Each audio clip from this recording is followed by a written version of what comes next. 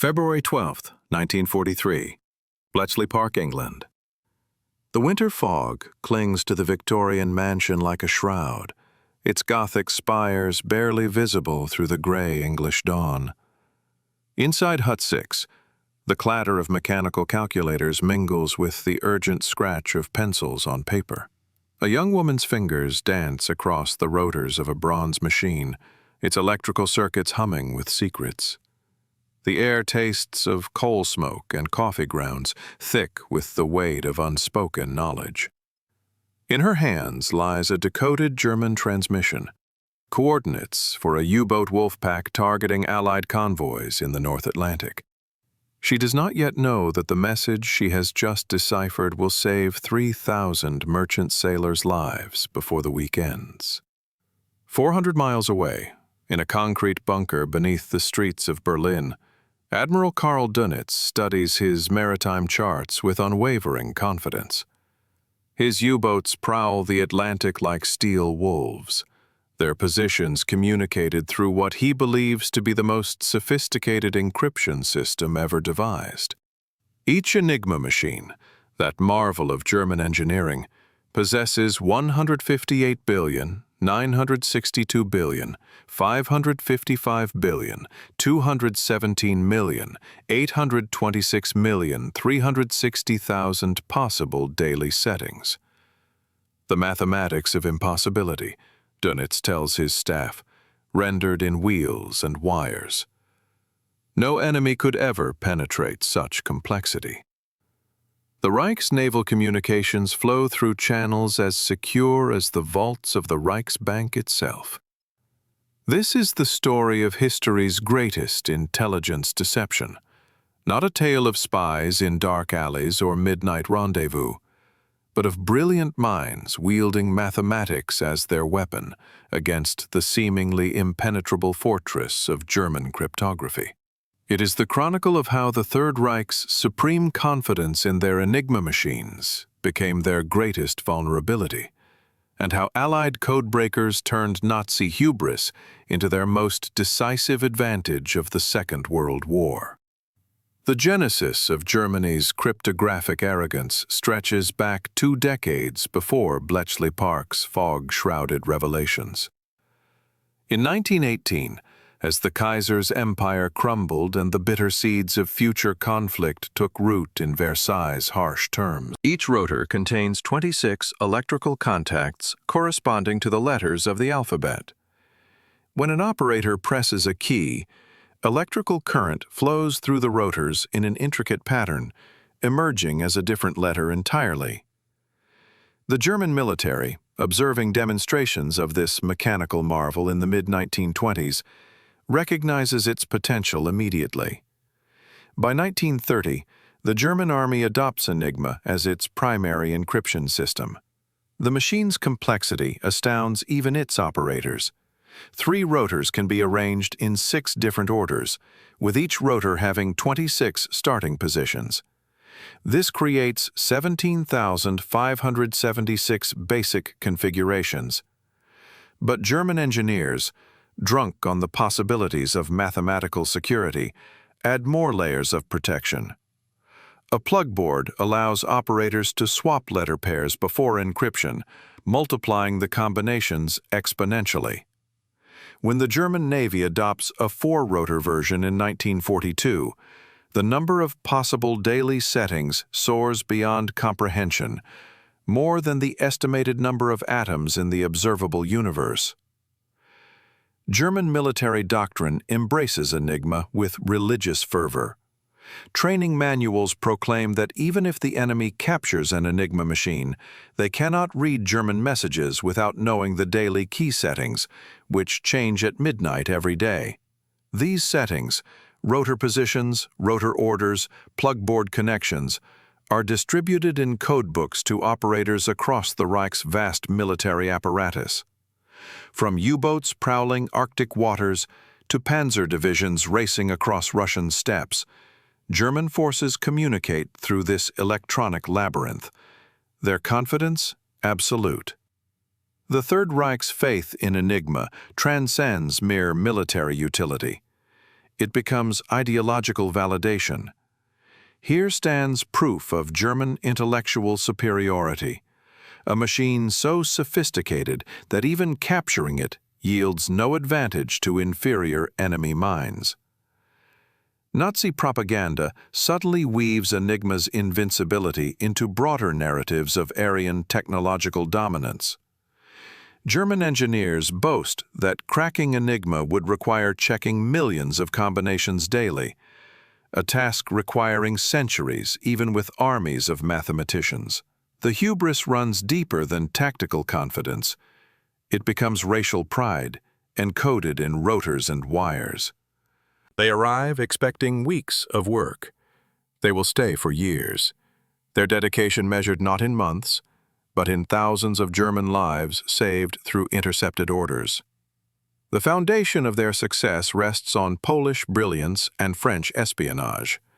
In 1932, French intelligence agents approached the German traitor Hans Thilo Schmidt, a cipher clerk desperate for money to fund his extravagant lifestyle. For payment of 10,000 francs, equivalent to a middle-class yearly salary, Schmidt photographs Enigma operating instructions and key tables.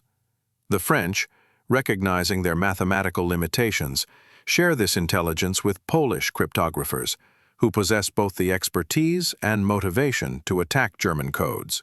Polish mathematicians Marian Rejewski, Henryk Zygalski, and Jerzy Rosicki spend 7 years developing mechanical methods to break Enigma. Their breakthrough comes through recognizing patterns in German message headers, standardized phrases that appear regularly in transmissions. German operators, trained for efficiency rather than security consciousness, often use predictable elements, weather reports beginning with standard phrases, situation reports following military format, even personal habits like signing messages with consistent signatures. By 1938, Polish cryptographers can read many German Enigma messages within hours of interception. But German security improvements, additional rotors, modified procedures, threaten to overwhelm Polish resources. In July 1939, sensing war's approach, Polish intelligence officials invite British and French representatives to a clandestine meeting in the Kabaty Woods outside Warsaw. There, in a moment of breathtaking generosity, they share 7 years of cryptographic research, presenting their allies with reconstructed Enigma machines and detailed breaking techniques. When German forces invade Poland 5 weeks later, the most precious intelligence gift in human history has already crossed the channel to safety. Polish sacrifice, both their research and their nation, provides the foundation upon which British codebreakers will build their war-winning advantage. At Bletchley Park, the Polish legacy takes root in fertile intellectual soil. The British expand Polish techniques using industrial-scale resources impossible in war-torn Poland. Mechanical calculators, later replaced by early electronic. Success requires understanding German psychology, military procedures, and human error. British cryptographers study intercepted messages like anthropologists examining alien culture. They learn that German U-boat commanders report weather conditions using standardized formats. Luftwaffe pilots file predictable flight reports. Wehrmacht quartermasters request supplies following bureaucratic templates. Each pattern becomes a crack in Enigma's armor, exploited by minds that blend mathematical genius with psychological insight. The breakthrough moments come not through individual brilliance, but collective obsession. Teams work in shifts, around the clock, passing problems between day and night watches like relay runners carrying mathematical torches. A pattern noticed during the morning shift provides the key to afternoon decryption. Yesterday's failure becomes today's inspiration. The process resembles an intellectual assembly line, each worker contributing specialized knowledge to the collective effort of reading German secrets. By 1941, British codebreakers regularly decrypt German communications across all services. They read Rommel's supply requests in North Africa, anticipate Luftwaffe bombing targets, and track U-boat movements in the Atlantic. The intelligence, codenamed Ultra, flows to Churchill and his commanders like water from a hidden spring. But the secret's value depends absolutely on maintaining German confidence in Enigma's security. Every Ultra-based decision must appear to result from conventional intelligence, reconnaissance flights, captured documents, intercepted radio transmissions using simpler codes. This deception requires extraordinary discipline. When Ultra reveals German convoy routes, the Royal Navy cannot attack without first conducting reconnaissance flights that Germans can observe. When codebreakers learn of planned bombing raids, civilian populations cannot be warned without compromising the source. The moral weight of this knowledge, lives that could be saved but must be sacrificed to preserve the greater secret, burdens every person at Bletchley Park. They hold the power to prevent individual tragedies while fighting to end the larger catastrophe. The psychological impact on German commanders proves as significant as tactical advantages. U-boat captains, accustomed to Wehrmacht units, believing their communications secure, discover that Allied forces consistently anticipate their movements with supernatural accuracy. German military leadership responds to these setbacks with explanations that preserve their faith in Enigma while undermining their strategic thinking. They attribute intelligence failures to traitors, improved enemy radar, or superior reconnaissance. The possibility that their primary encryption system has been compromised never receives serious consideration. This intellectual blindness stems from the same source as their original confidence. The mathematical complexity of Enigma seems to preclude systematic compromise. Admiral Dönitz, commanding the Kriegsmarine's U-boat fleet, exemplifies this psychological trap. Throughout 1943, as his submarines suffer unprecedented losses in the Atlantic, he attributes the casualties to improved Allied radar and increased convoy protection.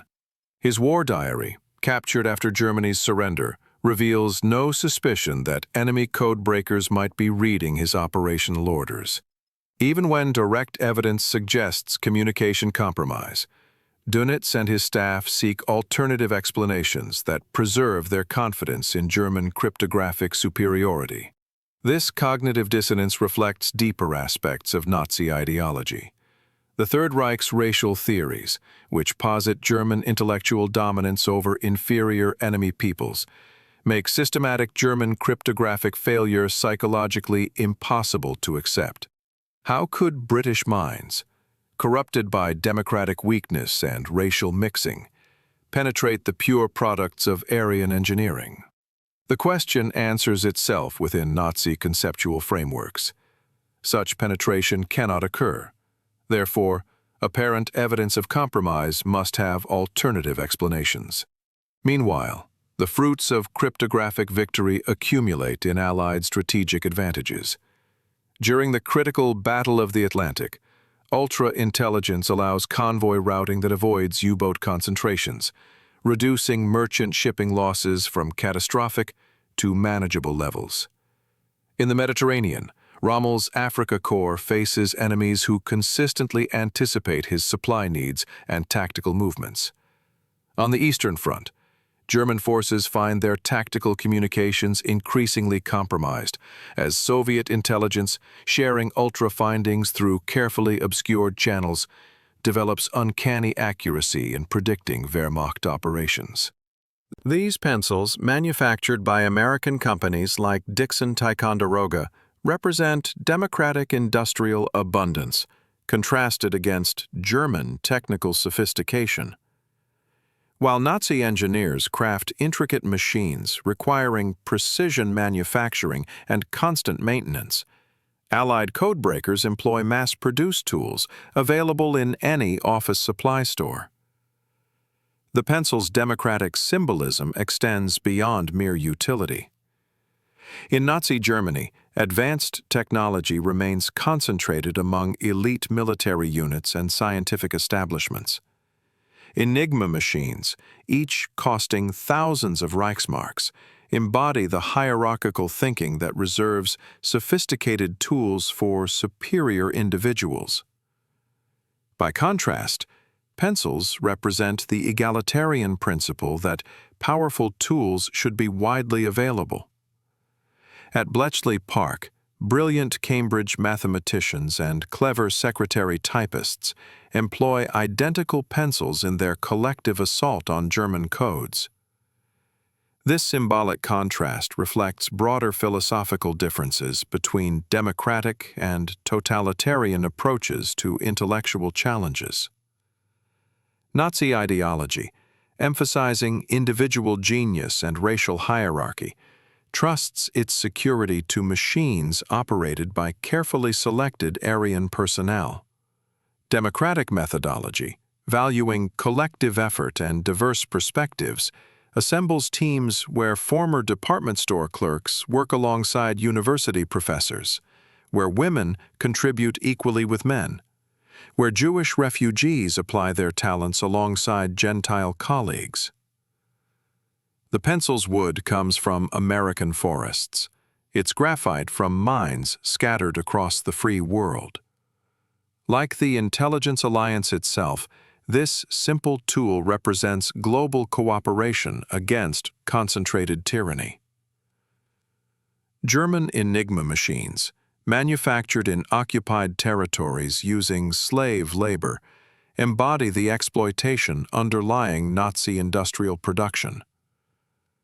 Allied pencils, mass-produced by free workers and distributed through capitalist markets, symbolize the voluntary cooperation that makes democratic societies resilient.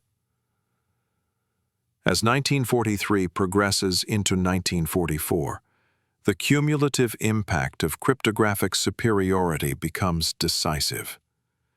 D-Day's success depends partly on ultra-intelligence that reveals German defensive preparations and troop dispositions.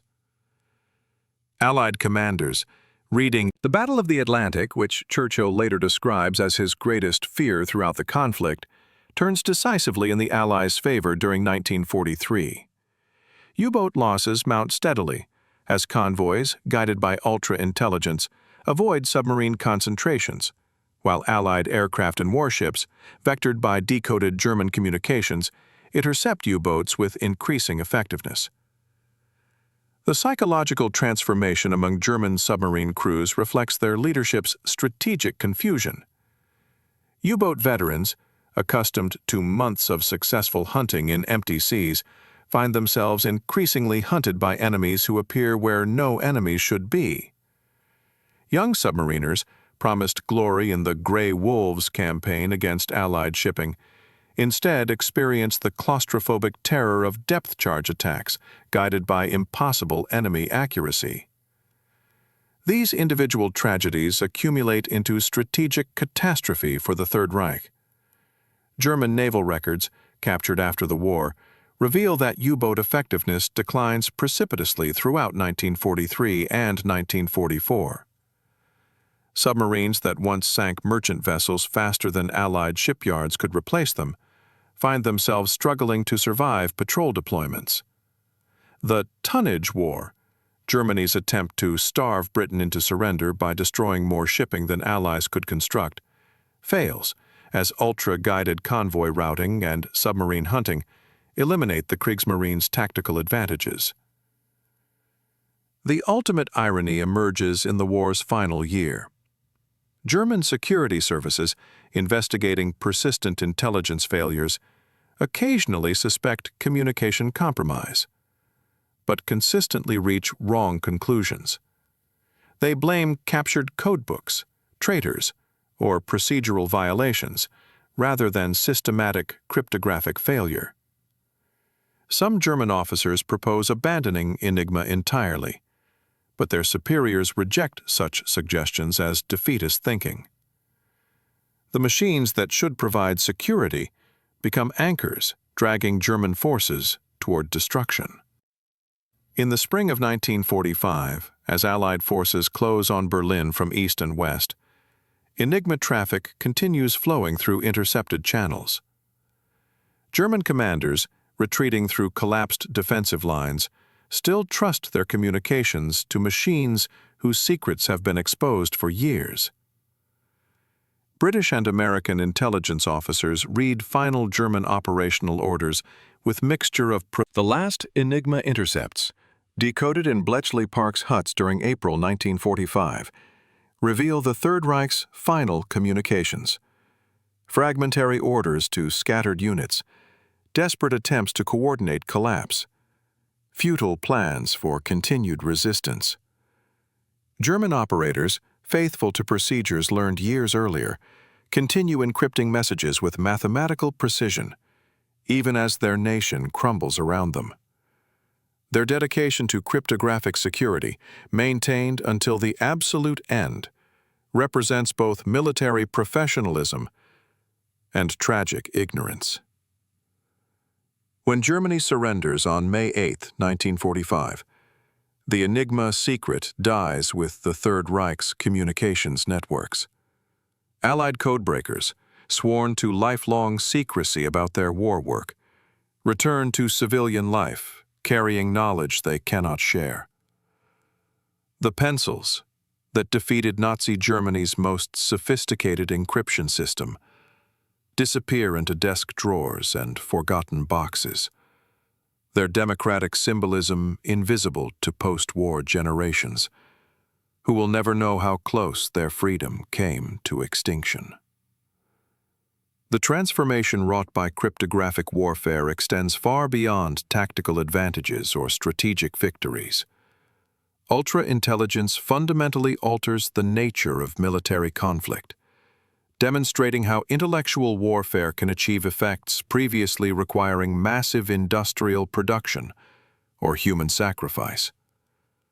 The Battle of the Atlantic's outcome, decided largely through mathematical analysis rather than naval combat, foreshadows future conflicts where information superiority proves more decisive than material advantages. Yet the deeper transformation occurs within human understanding of democratic potential. Bletchley Park's success demonstrates that free societies, drawing on voluntary cooperation and diverse talents, can outperform authoritarian systems despite apparent disadvantages in organization and resources. The British cryptographic effort succeeds not through superior individual genius. Nazi Germany possesses equally brilliant mathematicians, but through institutional structures that harness collective intelligence while preserving individual initiative. The pencil, symbol of this democratic triumph, embodies principles that extend beyond wartime cryptography into peacetime governance and social organization. Mass production and wide. This lesson resonates through subsequent decades as Cold War competition demonstrates similar patterns. Soviet technical achievements, impressive in concentrated efforts like space exploration, consistently lag behind Western innovations in areas requiring broad-based technological diffusion. The personal computer revolution, beginning in American garages and British workshops, exemplifies how democratic distribution of tools enables innovations impossible under centralized control. The cryptographic war's ending reveals profound truths about human nature and political systems. German confidence in Enigma's security reflected not merely technical assessment, but ideological commitment to hierarchical thinking and racial superiority theories. The machine's complexity seemed to validate Nazi beliefs about German intellectual dominance, while its ultimate failure demonstrated the limitations of such thinking. Allied cryptographic success emerged from opposite principles: skepticism about authority, willingness to question assumptions, and faith in collective effort guided by individual excellence. The Polish contribution, generously shared despite national extinction, embodied international cooperation against nationalist aggression. The British development of Polish insights represented institutional continuity and resource commitment that democratic societies could sustain across years of patient effort. The pencil, in final symbolic analysis, represents democracy's secret weapon against totalitarian sophistication. Not dramatic or technologically advanced, requiring no special training or exclusive access, available to anyone with basic literacy, yet capable, when wielded collectively, of achievements beyond the reach of humanity's most complex machines. In 1945, as Enigma's secrets finally emerge into public knowledge decades later, this simple truth becomes clear. Freedom's greatest advantage lies not in superior weapons or better leaders, but in unleashing human potential through institutions that trust ordinary people with extraordinary tools.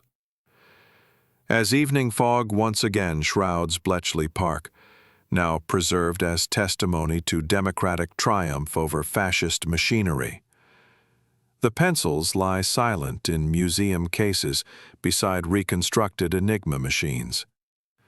Visitors studying these relics of humanity's greatest intellectual victory might overlook the deeper lesson embedded in whatever sophisticated systems authoritarianism devises to control information, suppress dissent, or restrict opportunity.